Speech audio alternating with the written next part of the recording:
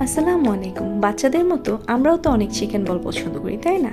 আমার মেয়ের তো এটা খুবই পছন্দ। তো সেই রেসিপিটাই আজকে আপনাদের সাথে শেয়ার করছি। প্রথমেই আমি চিকেনের সাথে লবণ, কাঁচামরিচ, তারপর একটু পানি, লেবুর রস আর একটু আদা রসুন বাটা দিয়ে সুন্দর করে ব্লেন্ড করে নিলাম।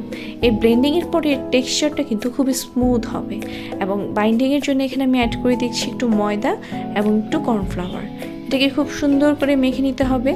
স্বাদ বাড়ানোর জন্য আমি এখানে আরও দিয়ে দিলাম অল্প একটু চিনি আর একটু শুকনো মরিচের যেই ফ্লেক্সটা হয়, চিলি ফ্লেক্স, সেটা।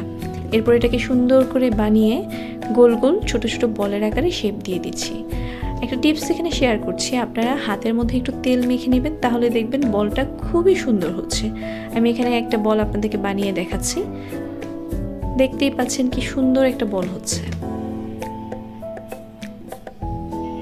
ওকে, এবার আমি ফুটন্ত গরম পানিতে এগুলোকে ফুটিয়ে নেব এবং যখন তুলব তখন ফ্রিজের একদম ঠান্ডা পানিতে এগুলোকে রেখে সাথে সাথে ঠান্ডা করে নেব, যাতে এর কুকিং প্রসেসটা বন্ধ হয়ে যায়।